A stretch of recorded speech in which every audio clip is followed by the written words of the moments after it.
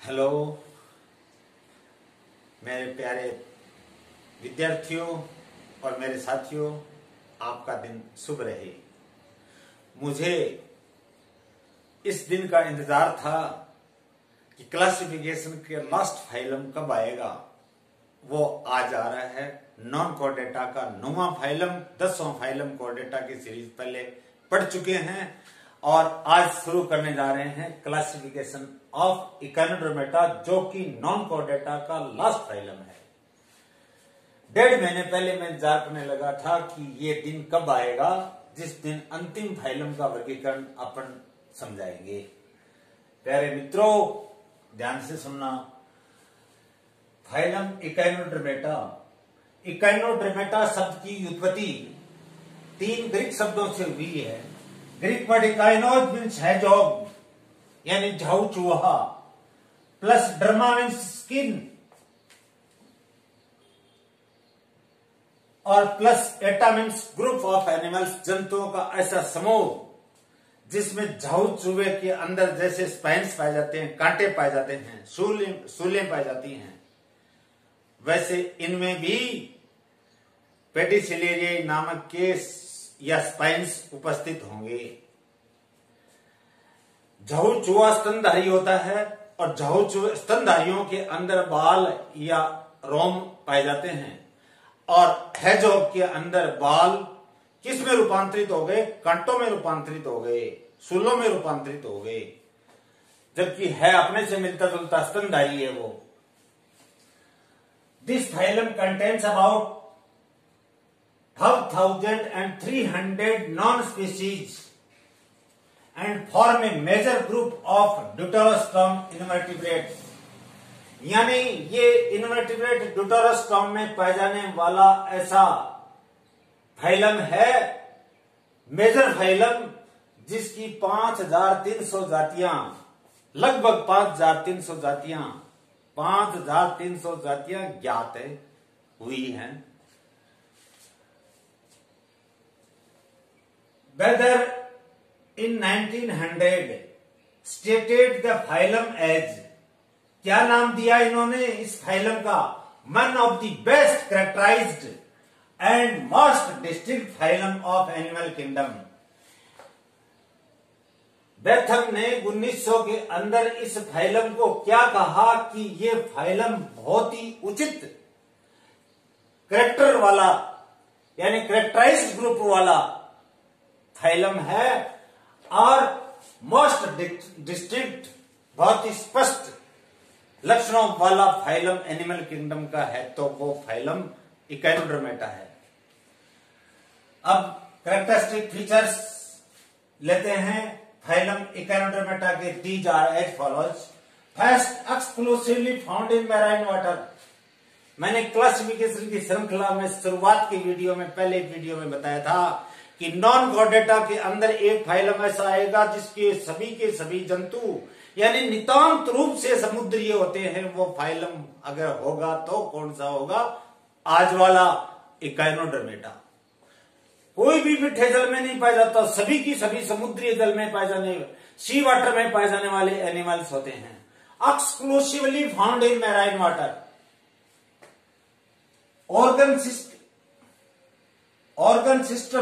Grade of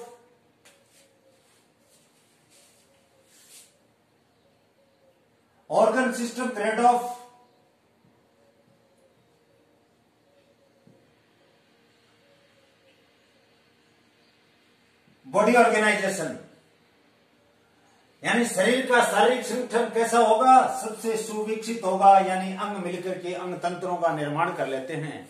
इसमें तो एक ही चीज है, सुविकसित रुधिर परिसंचरण नहीं पाया जाता। हिमोसिलमिक चैनल्स जो होते हैं उनके अंदर सिलमिक सिस्टम जो पाया जाता है वो ही सर्कुलेटरी सिस्टम का निरूपण करता है। बाकी के सभी अंग या एक्सक्रीटरी ऑर्गन्स इसमें वेल डेवलप नहीं होंगे। बाकी के सभी जो तंत्र हैं वो लगभग उपस्थित होंगे, लेकिन सुविकसित प्रकार का organ system grade of body organisation, अंग तंत्र कोटि का शारीरिक संगठन। ट्रिप्लोब्लास्टिक यानी गेस्ट्रुला के अंदर एक्टोडर्म, एंडोडर्म और मेसोडर्म तीनों परतें पाई जाती हैं और वयस्क जंतु के इन्हीं तीनों जर्मिनल लेयर से सभी अंगों का निर्माण होता है। They are known as triploblastic.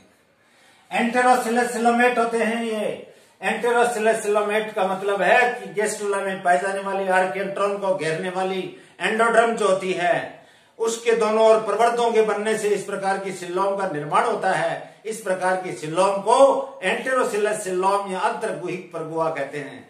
इसमें एंटेरोसिलस सिलोमेट होगी। मैंने जब सेंट्रल डॉगमा ऑफ क्लासिफिकेशन जब पढ़ा रहा था 26 नंबर वीडियो में और सेकंड नंबर वीडियो को मॉडिफाई करके 26 नंबर दोबारा बनाया था, उस वीडियो के अंदर ये आसानी से बहुत ही अच्छी तरीके से समझाया हुआ है।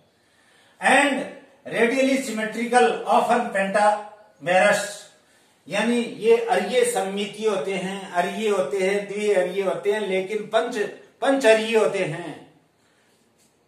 पंच अरिये का मतलब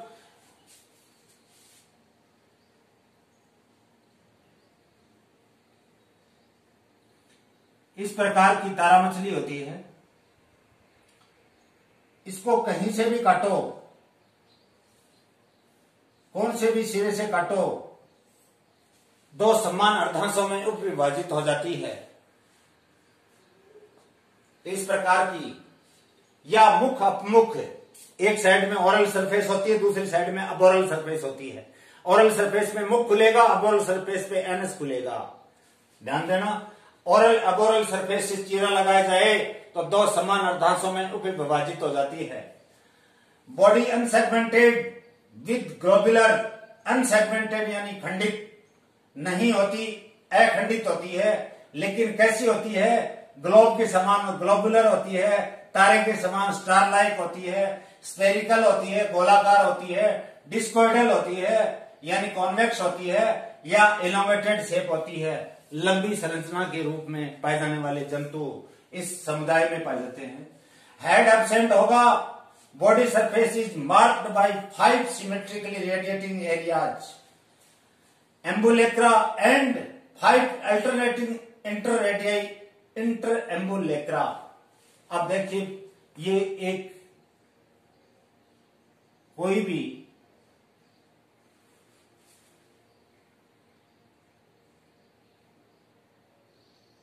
एक एनिमल है। ये सेंट्रल डिस्क है या माउथ है। इससे इनके अंदर प्रत्येक भुजा के अंदर क्या निकलती है? बिच्छी खींची जाती है, जिसको एम्बुलेक्रल ग्रू कहते हैं।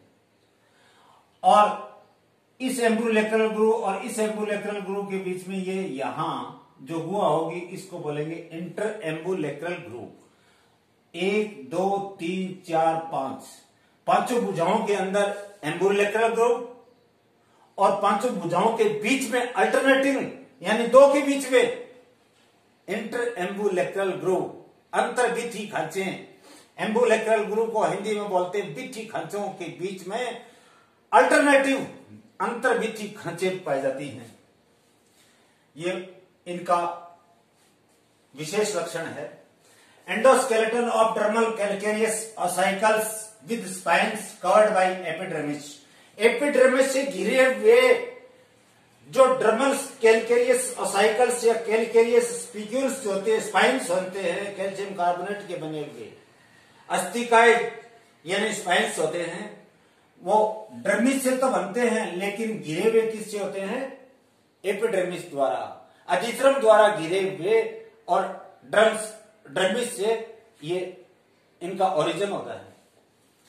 Water vascular system is very very important characteristic feature of this phylum. Water vascular system, जल समाहन तंत्र की उपस्थिति किसी भी प्रकार के कोई भी समुदाय के किसी भी जंतुओं में नहीं पाई जाती। सिर्फ पाई जाती है तो वो इकाइनोडर्मेटा में पाई जाती है। Water vascular system of coelomic origin, ये सिलोम से इनका ओरिजिन होता है। एंटेरोसिलस सिलोम जो होती है उससे इस प्रकार के वाटर वेस्कुलर सिस्टम का उद्भव होता है, ओरिजिन होता है। इंक्लूडिंग इसमें क्या पाए जाते हैं? पोडिया या ट्यूब फीट पाए जाते हैं। फूट सिंगल होगा, फीट प्लूरल होगा। या तो पादाब पाए जाते हैं।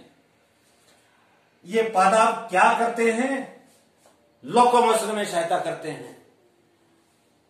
एंड विद मेट्रीपोराइट, और एक छलनी के समान छिद्रों वाला जो जल की धारा अंदर प्रवेश करती है और उससे स्टोन कैनाल जुड़ी हुई होती है और वो जाकर के सेंट्रल डिस्क में खुद रही है, तो अंदर आने वाली छलनी की भांति कार्य कर रही है। इसका मतलब जल की धारा के साथ में बड़े भोज्य पदार्थ के जो कण आते हैं उनको तो रोक लिया जाता है और छोटे भोज्य पदार्थों के कणों को स्टोन कैनाल द्वारा इनके शरीर के अंदर भेज दिया जाता है जल की धारा के साथ।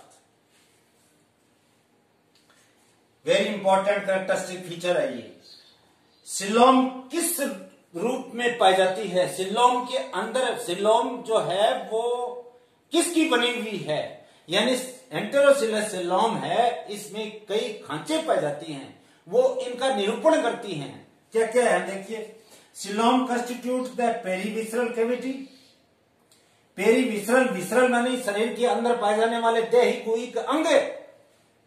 पेरी का मतलब अराउंड, उनके चारों तरफ, देही गुहिक अंगों के चारों तरफ पाई जाने वाली cavity. And cavity of water vascular system, या वाटर वेस्कुलर सिस्टम में पाई जाने वाली नलिका या गुहा, या coelomic fluid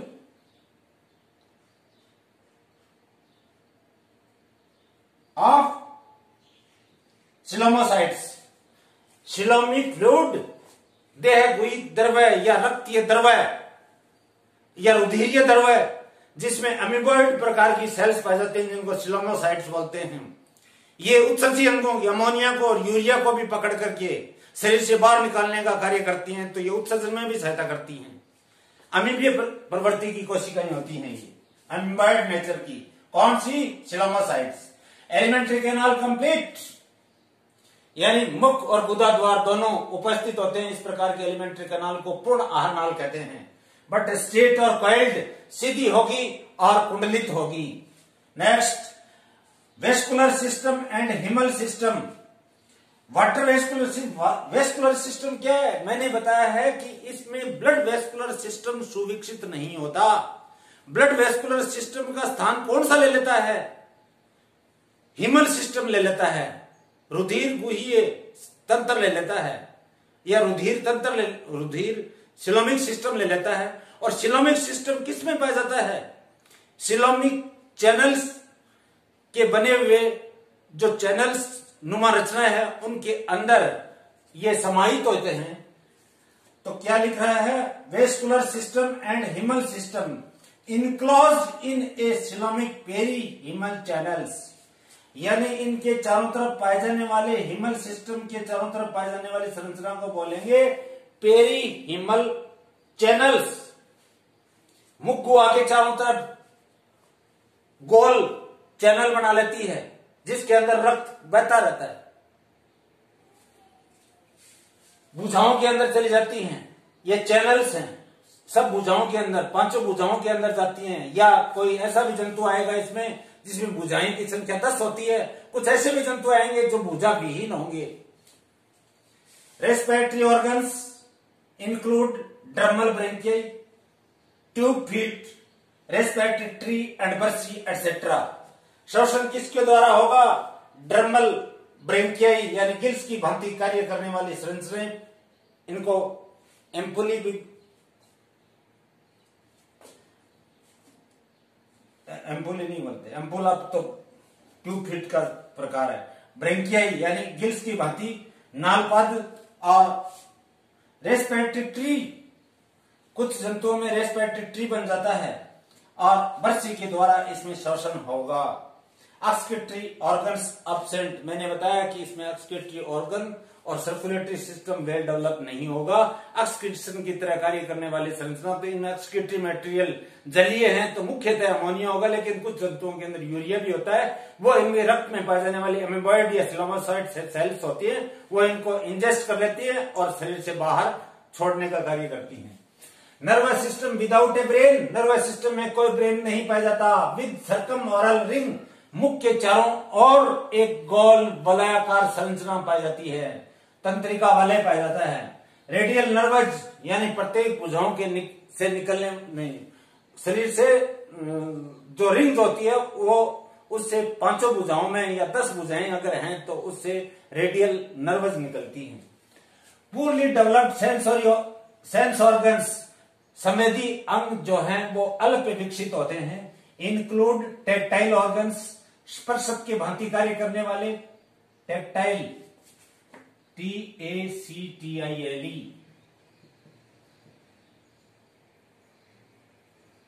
tactile organs, chemoreceptors यानी रसोग्राही, टर्मिनल टेंटेकल्स यानी भुजा के अंतस्थ छोर पे एक टर्मिनल या अंतस्थ टेंटेकल उपस्थित होता है और ये स्वाद या सूंघने की तरह कार्य करता है। ये इस प्रकार का रिसेप्टर है। 5 भुजाओं के अंतिम छोर पे एक टर्मिनल टेंटेकल उपस्थित होता है। 5 भुजाएं 10 भुजाएं अगर हैं तो उनको बहुवचन के रूप में टेंटेकल्स नाम दे दिया, terminal tentacles. Photoreceptors and statocyst present, प्रकाशग्राही और स्टेटोसिस्ट यानी संतुलन पुट्टियां भी सेंसरी ऑर्गन की तरह कार्य करती हैं। They are mostly dioecious. Next point, और फर्टिलाइजेशन एक्सटर्नल होगा, सेक्सेस सेपरेट होंगे, नर और मादा अलग अलग, और निषेचन हमेशा बाहरी होगा। डेवलपमेंट इनडायरेक्ट होगा through various type of the larva और दे आर फ्री स्विमिंग। विभिन्न प्रकार के लार्वाओं के द्वारा परिवर्तन अप्रत्यक्ष होता है और ये सभी लार्वी स्वतंत्र प्लावी होते हैं। Next, last but not list, regeneration remarkable. अगर इसके इकानोड्रोमेटा जंतु में संघ में या फाइलम में पाए जाने वाले जंतुओं का कोई अंग या कोई भुजा क्षतिग्रस्त हो जाती है, टूट जाती है, तो वापिस रीजनरेट हो जाती है। रिमार्केबल कैरेक्टरिस्टिक फीचर मैंने आगे लिख दिया है, it is peculiar character of this phylum. ये बहुत ही महत्वपूर्ण कैरेक्टर आया है इसका, बहुत ही पहचान करने वाला। अगर भुजा कट गई, भुजा वापस डेवलप हो गई, रीजनरेट, री मानी पुनः, जनरेशन का मतलब उत्पत्ति। अब लेते हैं classification. This phylum is divided into 2 सब फाइला। ये फाइलम 2 सब फाइला में क्लासिफाई या क्लास डिवाइड किया जाता है। सब फाइलम फर्स्ट ले रहे हैं ल्यूथेरोजोआ। ल्यूथेरोजोआ शब्द की उत्पत्ति नहीं बोल रहा हूं मैं, व्युत्पत्ति बोल रहा हूं, डेराइव्ड, या this word is derived from 2 Greek words. Eleutheros means free, दूसरा होगा पल्मेटोजोआ, वो वृंत युक्त होंगे, एक दूसरे से बिल्कुल उल्टे सब फाइलम, एक स्थानबद्ध होते हैं और दूसरे इस ल्यूथेरोजोआ वाले जंतु स्वतंत्र जीवी होंगे, स्वतंत्र प्लावी होंगे। तो ल्यूथेरोज मीन्स फ्री, जोइज मीन्स एनिमल्स, ऐसे जंतुओं का समूह जिसके समस्त जंतु स्वतंत्र जीवी हो, फ्री स्विमर्स हो, फ्री लिविंग वाले हों। दिस सब phylum is also divided into 4 classes. इसको आगे 4 वर्गों में वर्गीकृत किया गया है, जिसमें मैं पहली क्लास ले रहा हूं, क्योंकि कल वाले वीडियो में बाकी के बच्चे की क्लास लेकर के अपन क्लासिफिकेशन की सीरीज पूरा करने का प्रयास करेंगे। क्लास फर्स्ट आ रही है एस्टेरॉइडिया। एस्टेरॉइडिया शब्द की उत्पत्ति, this word is derived from 2 Greek words, aster means star, eidos means form. ऐसे रूप जो कि तारों की भांति होते हैं। एस्टर, तारा मछलियां आती हैं, सागर तारे आते हैं। तो first star fishes and sea stars, तारा मछलियां आती हैं या सागर तारे आते हैं। आर्म्स यानी भुजाएं 5 और मार, and not sharply marked off from central disc. यहां पे ये सेंट्रल डिस्क जो है, सेंट्रल डिस्क से ये जो भुजाएं निकलती हैं, ये देखिए निकलते समय आपस में यूं नहीं है कि सेंट्रल डिस्क से अलग अलग भुजाएं निकल जाए।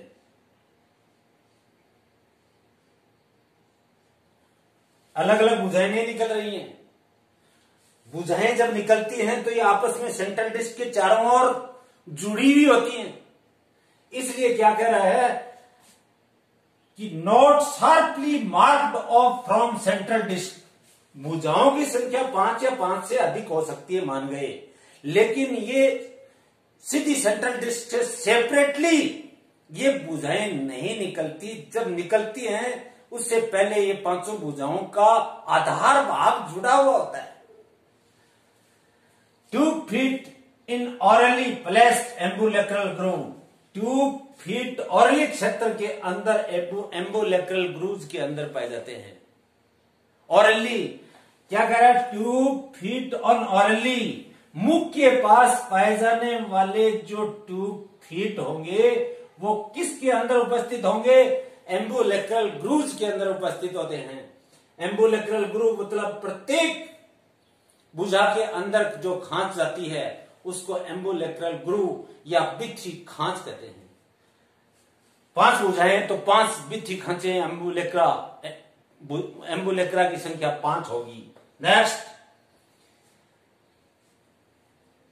Tube feet in orally placed ambulacral grooves with suckers, लेकिन चुस्कों सहित होंगे।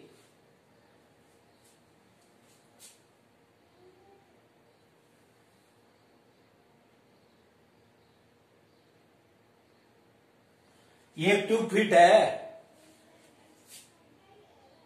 इसके 3 भाग है। ये एम्पुला पोडियम और ये है सकर। यहां चूषक उपस्थित होते हैं। इस प्रकार के ट्यूब फीट होते हैं। एनस एंड मेट्रिपोराइट दोनों कौन से क्षेत्र में पाए जाते हैं? मुख के विपरीत वाली सतह कौन सी होती है? अपमुख सतह, अब ऑरल सरफेस। एनस एंड मेट्रिपोराइट अभी बताया है, शिव लाइक स्ट्रक्चर होती है, छलनी के समान संरचना होती है, जो कहां पाई जाती है? अपमुख सतह या अब ऑरल सरफेस पे पाई जाती है।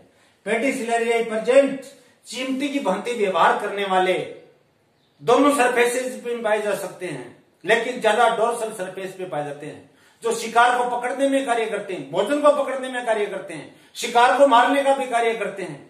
कांटो नुमा रचनाएं होती हैं या कैंची की नुमा रचनाएं होती हैं। Pedicellariae present, free living, slow creeping, हल्के हल्के रेंगने वाले, प्रीडेशियस शिकारी होते हैं।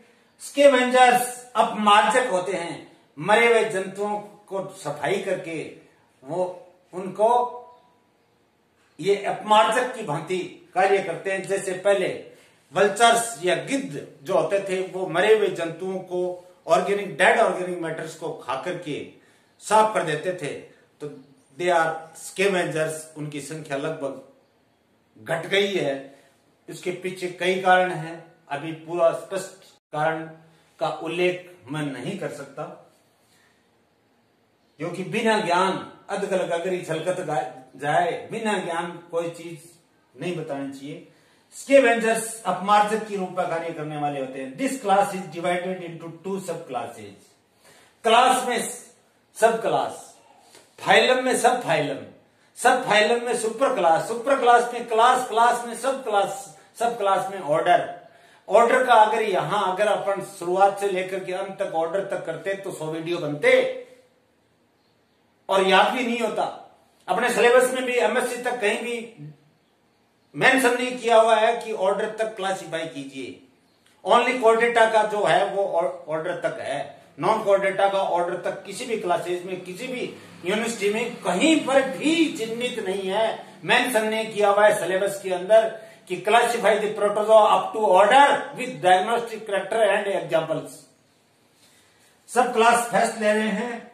सोमेस्टेरॉइडिया, इसका एग्जाम्पल, इसमें एक ही लिविंग स्पीशीज है, प्लेटेस्टेरियास, लेक्टिरेडिया, ओनली 1 लिविंग स्पीशीज। अगर इसको मैं लिविंग फॉसिल की संज्ञा दे दूं तो उचित ही होगा। दूसरी सब क्लास है यू एस्टेरोडिया। वास्तविक रूप से तो ये होते हैं एस्टेरोडिया, यानी एस्टेरोडिया के अंदर यू का मतलब ट्रू आ रहा है। ग्रीक वर्ड यू का मतलब क्या होता है? ट्रू। एस्टर यानी वास्तविक रूप से तारा मछलियां तो ये है भैया।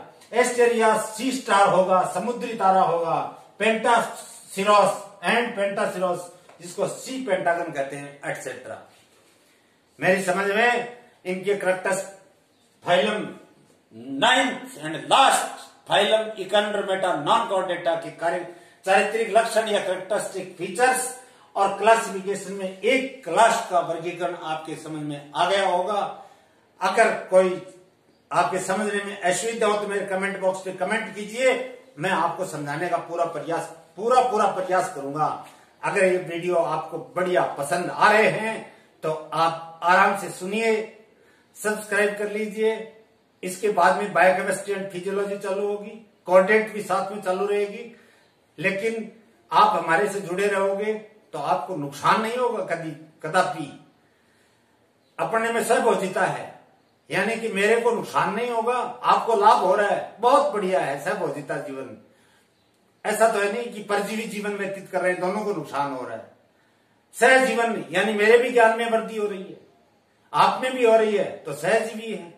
तो या तो सहजीवी के रूप में जीवित है या सहभोजी के रूप में है। लेकिन ध्यान रखिए, कोरोना संक्रमण काल में सरकार के द्वारा, केंद्र सरकार और राज्य सरकार द्वारा और डिस्ट्रिक्ट मजिस्ट्रेट द्वारा जिन जिन एडवाइजरीज जारी की गई हैं उनका दृढ़ता से उनकी पालना करनी है। इसी के साथ स्क्रीनशॉट लेना चाहो तो स्क्रीनशॉट के लिए मैं आपको आमंत्रित कर रहा हूं। Please take it. Thank you.